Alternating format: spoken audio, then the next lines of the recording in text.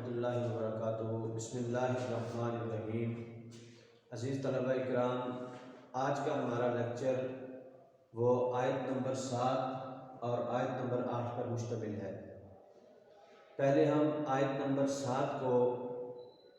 پڑھتے ہیں، جیسا کہ بورڈ پر آپ کے سامنے واضح ہے۔ لَقَدْ كَانَ لَكُمْ فِي رَسُولِ اللَّهِ أُسْوَةٌ حَسَنَةٌ۔ لقد کانا،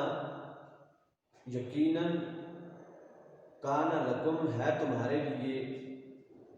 فی رسول اللہ، رسول اللہ کی زندگی میں، اسوۃ نمونہ، حسنہ بہترین، عمدہ، یقیناً تمہارے لیے رسول اللہ صلی اللہ علیہ وآلہ وسلم کی زندگی میں بہترین نمونہ ہے۔ یہ آیت مبارکہ سورہ احزاب کی آیت ہے اور غزوہ احزاب کے تناظر میں یہ آیت مبارکہ نازل ہوئی ہے۔ چنانچہ اللہ رب العزت نے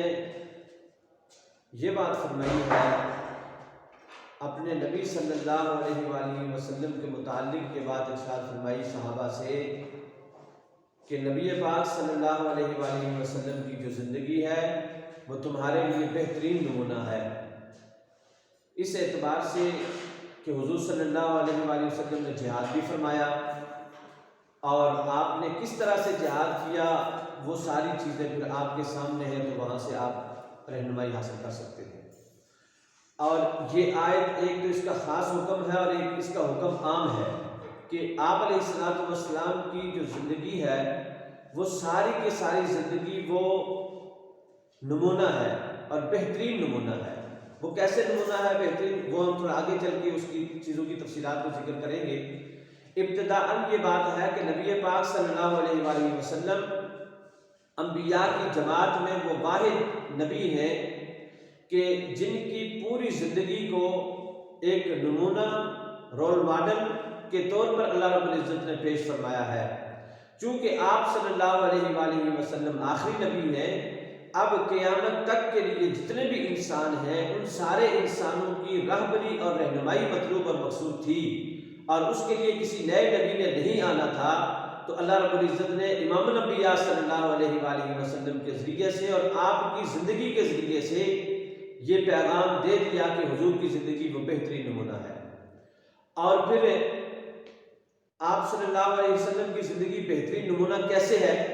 تو اس کی بہت سارے رخ اس کے آتے ہیں، لیکن چند چیزیں ہم اس میں سے ذکر کرتے ہیں۔ سب سے پہلی بات یہ ہے کہ حضور صلی اللہ علیہ وسلم کی جو زندگی بہترین نمونہ ہے وہ اس وجہ سے ہے کہ آپ صلی اللہ علیہ وآلہ وسلم کی زندگی محفوظ ہے، پوری زندگی آپ کی محفوظ ہے۔ آپ جب کسی نبی کی زندگی کو اٹھا کر دیکھیں تو آپ کو چند چیزیں ملتی ہیں، چند واقعات ملتے ہیں، لیکن یہ آپ علیہ السلام کی حیات طیبہ کا یہ معجزہ ہے کہ آپ علیہ السلام کی ساری زندگی، بچپن سے لے کر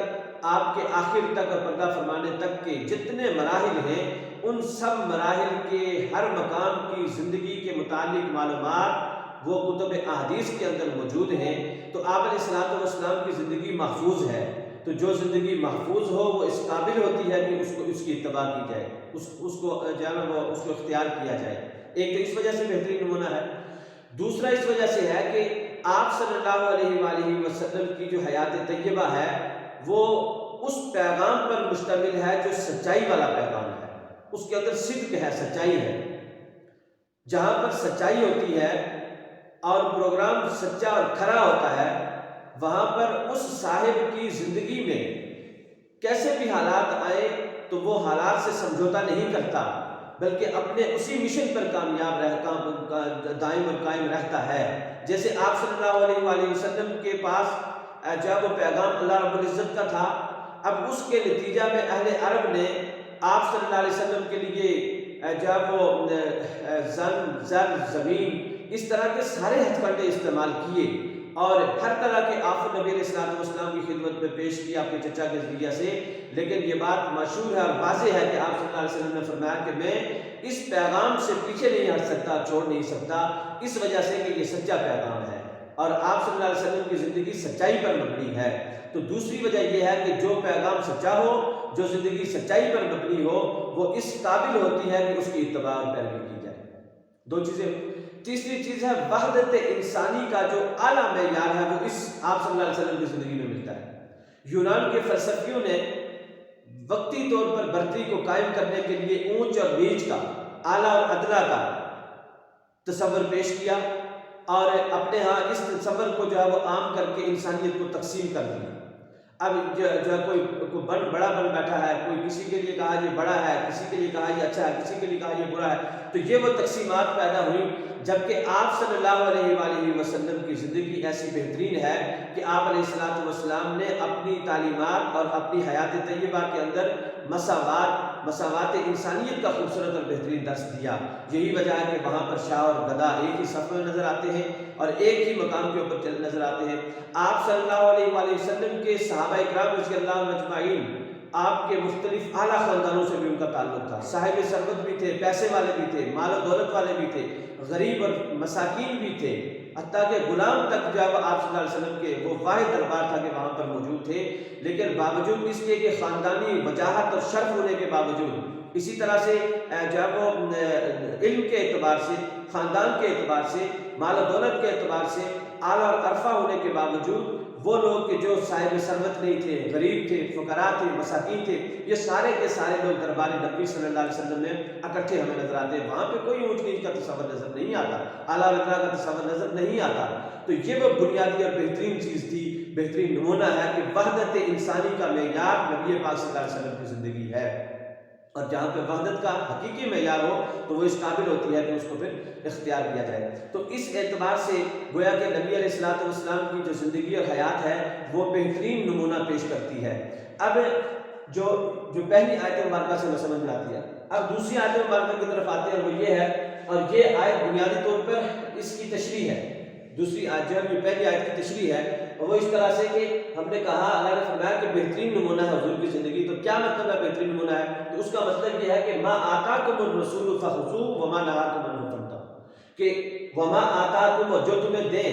الرسول رسول، فخذوہ، بس اس کو لے لو، وما نہاکم عنہ، اور جس سے تمہیں روکے، منع کرے، فانتہوا، بس اس سے رک جاؤ۔ اب یہ ہے وہ بنیادی طور پر بات کہ آپ صلی اللہ علیہ وآلہ وسلم جس چیز کا حکم ارشاد فرماتے ہیں آپ اس کو لے لیجئے، اور جس چیز سے منع فرماتے ہیں اس چیز سے رک جایا جائے۔ یہ بھی آیت مبارکہ بنیادی طور پر مال فے کے بارے میں نازل ہوئی تھی، لیکن پھر اس کا حکم جو ہے وہ عام ہے کہ آپ صلی اللہ علیہ وسلم نے جو اوامر اور حکم ارشاد فرمائے ہیں ان سارے کے سارے حکموں کو اختیار کرنا اور اس پر اپنی زندگی کو لانا، یہ خضوع ہے، اس آپ صلی اللہ علیہ وسلم کی زندگی سے لینا ہے۔ اور جس چیز سے آپ نے منع کیا، جن نواہی سے آپ نے منع کیا، ان سے رک جانا، یہ آپ صلی اللہ علیہ وسلم کی زندگی کا بہترین نمونہ ہے اور بہترین سبق ہے کہ وہاں سے یہ حاصل کیا جائے۔ حدیث مبارک میں آتا ہے، حضرت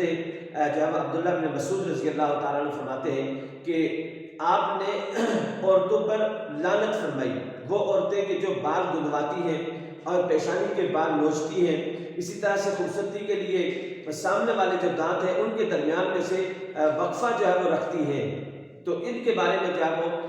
لعنت فرمائی۔ تو یہ بات ایک صحابیہ کے پاس پہنچی، تو وہ سیدھی حضرت جو ہے وہ عبداللہ بن مسعود رضی اللہ تعالیٰ عنہ کے پاس پہنچی، اور انہوں نے آ کر کے کہا کہ ہم نے سنا ہے کہ آپ نے عورتوں پر لعنت کی ہے۔ تو انہوں نے کہا ہاں میں نے لعنت کی ہے، اس لیے کہ اللہ رب العزت لعنت کرتے ہیں، اور جس پر اللہ لعنت کرے، اللہ کے رسول لعنت کرے، تو ہم کیوں نہ اس کے اوپر لعنت کریں۔ تو وہ فرمانے لگی، وہ صحابیہ کہنے لگی کہ اللہ کا قرآن جو ہے اس میں تو مجھے کہیں پر یہ چیز نظر نہیں آئی، تو آپ کیسے کہتے ہیں کہ یہ اس میں موجود ہے؟ تو آپ رضی اللہ تعالیٰ عبداللہ بن مسعود رضی اللہ تعالیٰ نے یہی آیت مبارکہ پڑھی، فرمایا کہ کیا تم نے قرآن میں یہ آیت نہیں پڑھی، وما آتاکم الرسول فخذوہ وما نہاکم عنہ فانتہوا؟ کہا کہ یہ آیت تو پڑھی ہے، فرمایا اسی کے اندر اگر تم غور سے دیکھتی تو تمہیں یہ بات سمجھ میں آ جاتی کہ اسی کے اندر تو اللہ رب العزت یہ بات فرما رہے ہیں کہ جس چیز سے رسول تمہیں منع کر دیں اس چیز سے رک جاؤ، اور رسول نے ان چیزوں سے منع کیا ہے کہ تخلیق کو اور خلقت کو بگاڑنا اور اس میں جو ہے وہ مختلف چیزوں کو شامل کرنا اپنی طرف سے ایکسٹرا خوبصورتی اور جو ہے وہ یہ چیزیں حاصل کرنے کے لیے، ان چیزوں سے حضور صلی اللہ علیہ وسلم نے منع فرمایا ہے۔ تو وہ اس آیت سے جو ہے وہ واضح ہوتا ہے۔ تو یہ آیت مبارکہ بھی پھر اس اعتبار سے گویا کہ رہنمائی فراہم کرتی ہے۔ تو ان دونوں آیات مبارکہ کا جو خلاصہ ہوا وہ ہمارے سامنے اس طرح سے آیا کہ آپ صلی اللہ علیہ وسلم کی زندگی کو بہترین نمونہ کہا گیا، اور بہترین نمونے کی 4 وجوہات آپ کے سامنے پیش کی کہ اس وجہ سے جو ہے وہ یہ بہترین نمونہ ہے، اور پھر بہترین نمونے کے طور پر اس کو اختیار کرنا ہے۔ کیا مطلب؟ اختیار اس طور پر کرنا ہے کہ جس چیز سے رسول جو ہے وہ جو چیز رسول دیں، جس چیز کا حکم دیں، اور وہ اوامر ہے، وہ حکم ہے، وہ جو ہے وہ قرآن مجید کے اندر ہے، احادیث نبویہ کے اندر موجود ہے، ان اوامر کا اور ان حکموں کا اختیار کرنا، ان کو اپنانا، ان کے مطابق زندگی گزارنا، اور جن چیزوں سے حضور منع فرماتے ہیں، جن کو نواہی کہتے ہیں، جن کو منکرات کہتے ہیں، جن کو جو بری باتیں کہتے ہیں، ان چیزوں سے اپنے آپ کو بچا دینا، یہ جو ہے وہ اپنے آپ کو رسول اللہ صلی اللہ علیہ وسلم کے منع کردہ چیزوں سے اپنے آپ کو بچانا ہے۔ تو اللہ رب العزت اس کو اچھے طریقے سے آپ کو سمجھنے کی اور پھر اس کو یاد کرنے اور اس پر عمل کرنے کی توفیق نصیب فرمائے۔ والسلام علیکم ورحمۃ اللہ وبرکاتہ۔